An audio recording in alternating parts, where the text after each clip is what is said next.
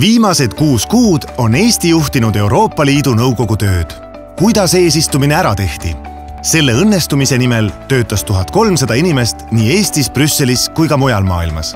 Nendest 33% olid mehed ja 67% naised.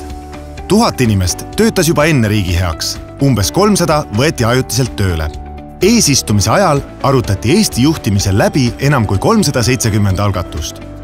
Läbirääkija roll nõuab töörühma juhtidelt pingetaluvust ja pikki tööpäevi. Näiteks on Eesti suursaadikute Kaja Taela ja Clyde Kulli maratontööpäevad veninud kuni 20 tunni pikkuseks.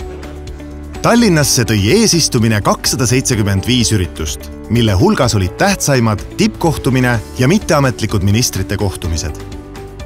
Kokku külastas üritusi 34 000 inimest, kellest 27 000 olid väliskülalised.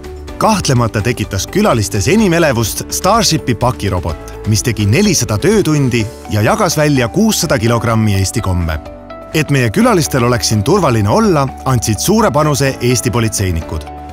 Tihedaimaks tööpäevaks kujunes Tallinna digitaalvaldkonna tippkohtumine, kus vastutas turvalisuse eest ligi 800 politseinikku. Kõik need üritused tõid Eestile rohkelt tähelepanu.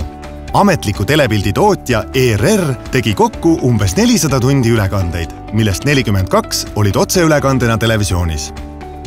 Eesistumise veeb EU2017.ee kogus alates 2017. aasta juunist ligi 421 000 külastust.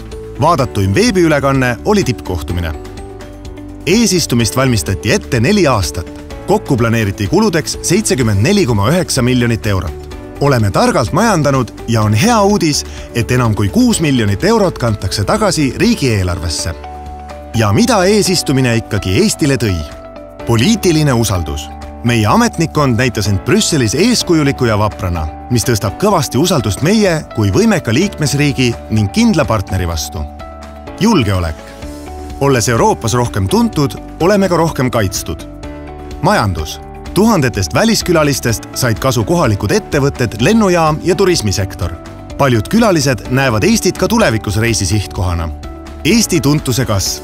1000 lood välisajakirjanduses on teinud Eesti suuremaks, tutvustades meie loodust ja inimesi ning mis kõige olulisem, viinud sõnumi digitaalsest Eestist Euroopasse.